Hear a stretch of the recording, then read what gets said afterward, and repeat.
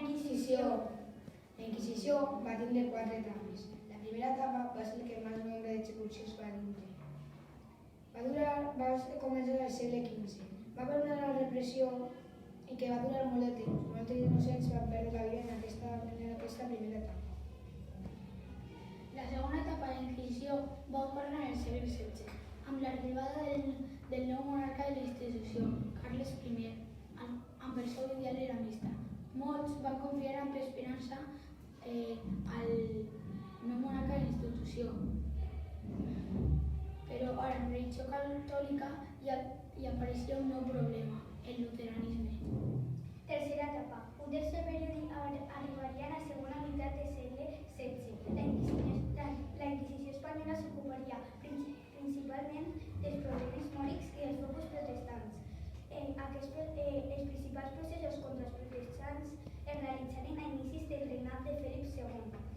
Aquests processos acabarien pràcticament amb els intents d'implantar un protestantisme a Espanya. Quarta etapa. La quarta etapa va ser la de Felip IV.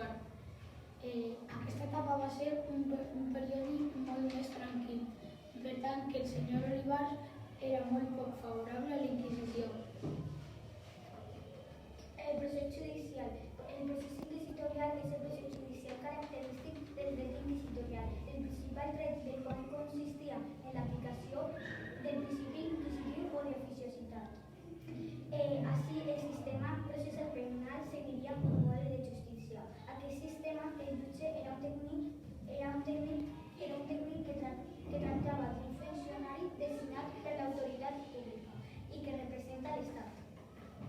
La Inquisició també va tenir una organització judicial.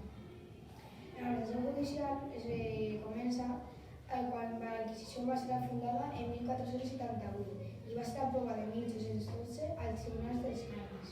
Un dels molt important de la Inquisició és que molta gent pensa que és un